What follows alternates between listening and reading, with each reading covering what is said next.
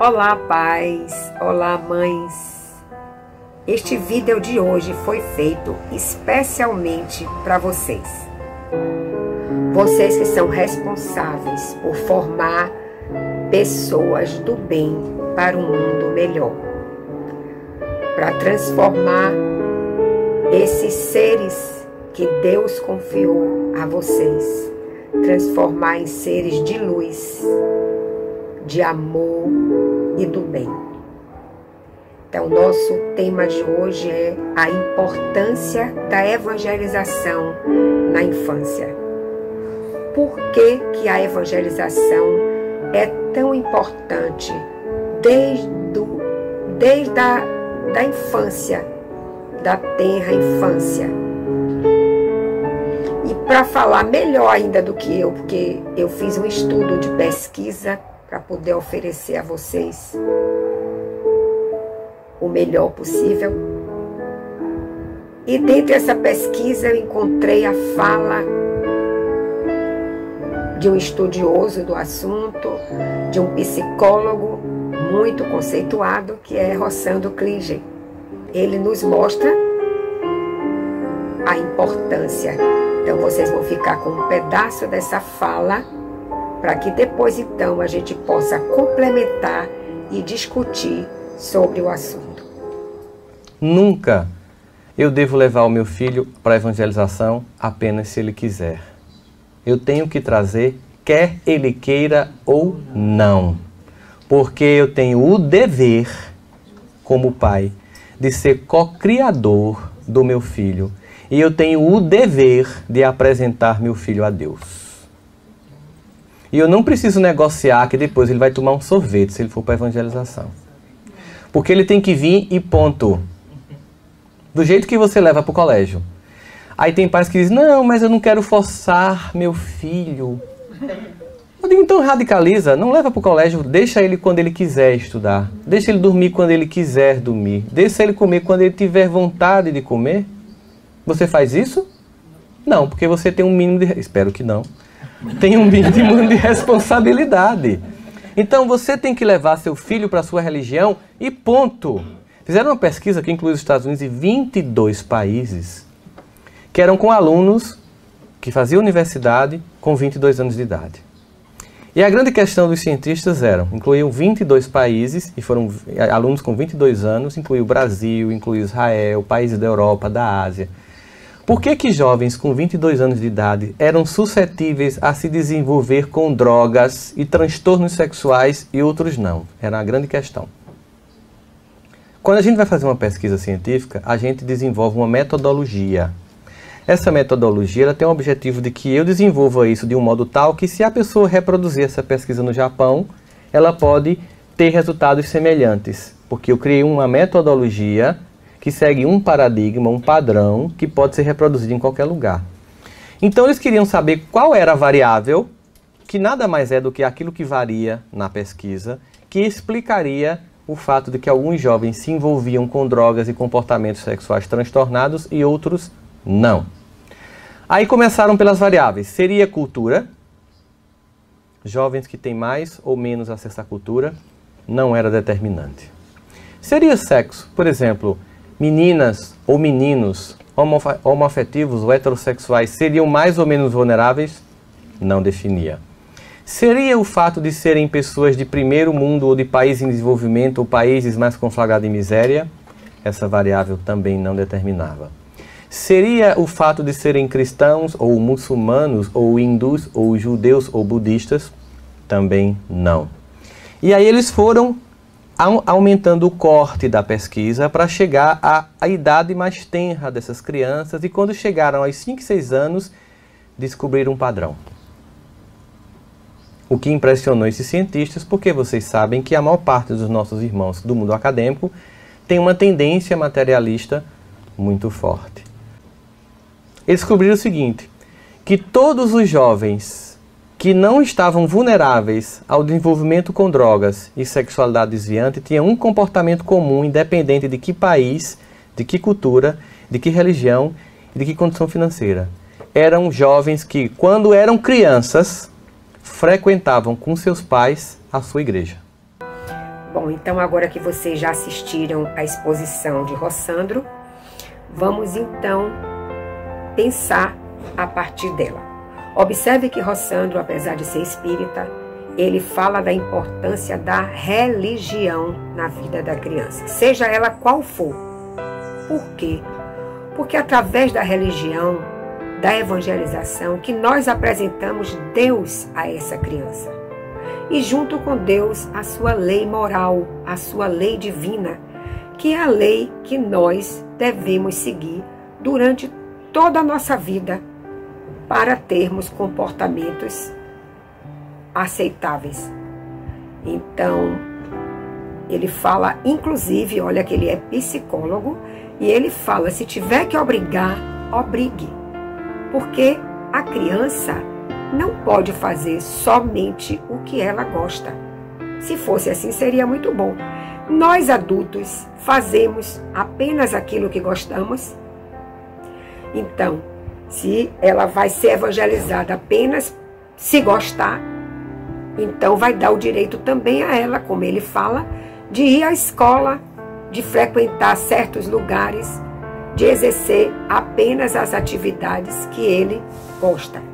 Então, vamos pensar no seguinte: por que esses jovens de 22 anos foram evangelizados na tenra idade e quando chegaram lá na vida adulta, eles usaram esses conceitos para não cair na tentação das drogas e da sexualidade exagerada? Porque quando se é criança, se é mais suscetível às informações. O nosso espírito, em tenra idade, ele tem mais condições de absorver aquilo que ele ouve. Então, futuramente, essas informações vão ficar gravadas no seu subconsciente, no nosso subconsciente, e futuramente vão ser usadas. Então, tenhamos cuidado com o tipo de informação que as nossas crianças recebem. No Vida sobre Autoestima, a gente fala sobre isso. Também as informações que eles recebem de si mesmos são muito importantes. E as informações que ele recebe da vida, dos valores morais, de um Criador, seja ele qual for, que ele mostra que essa pesquisa ela foi feita independente de religião, de culto, de crença. Foi feita em diversos países, com diversos elementos capazes de acontecer em cada país. A cultura, a religião, mas o resultado foi exatamente esse. As crianças que tinham uma religião desde pequenas, elas tinham os valores morais necessários incutidos na sua mente. E aquilo que é incutido desde cedo, ele fica gravado no nosso subconsciente. E nós vamos usar para uma oportunidade que se faça necessário.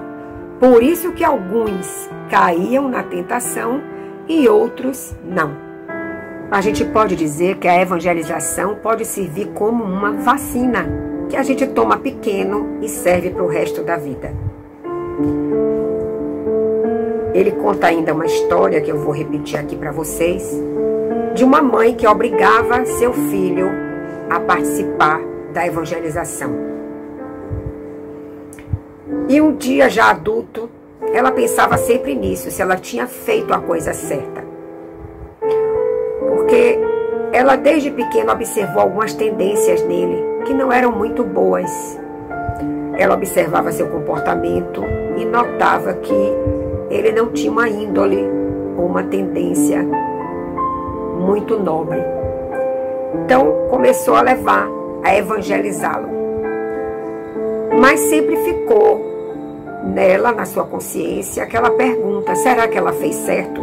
Que, aliás, é a pergunta que todos nós, pais e mães, nos fazemos todos os dias.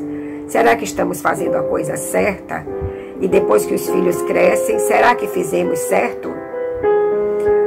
Então, um belo dia ela acordou e resolveu ligar para ele e perguntar se aquilo tinha sido bom ou se tinha deixado marcas negativas. E ele então responde a ela: mãe, pode ficar tranquila, a senhora fez a coisa certa. A senhora percebeu desde cedo que eu não era uma pessoa de sentimentos muito bons, eu não era uma pessoa muito boa. E hoje, as poucas virtudes que eu tenho são graças à senhora ter me obrigado a frequentar a evangelização. Mas eu prometo, mãe, que em nome do seu amor, um dia eu vou ser mais próximo do Evangelho, mais próximo da Palavra de Deus e vou tentar colocá-la mais em prática.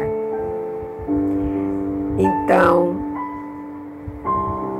vamos pensar nisso tudo que foi colocado aqui, no que Rossandro falou, no que eu falei, no testemunho dessa mãe. E vamos proporcionar a nossos filhos a evangelização.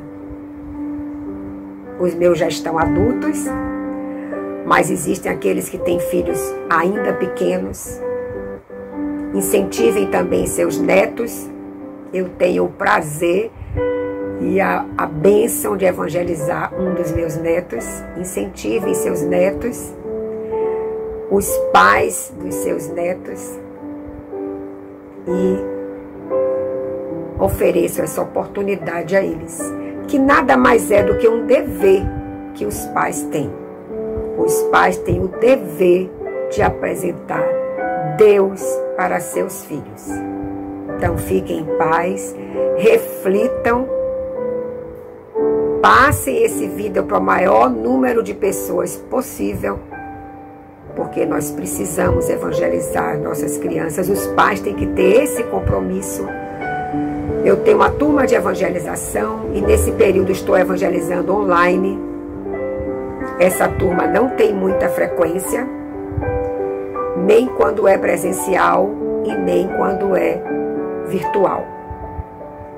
Foi o que me inspirou a fazer esse vídeo. Mostrar que a evangelização é um ato de amor, tanto dos pais quanto do evangelizador, que precisa amar as suas crianças para passar para elas o evangelho de Cristo. Fiquem em paz, fiquem com Deus, hoje e sempre, nos seus corações.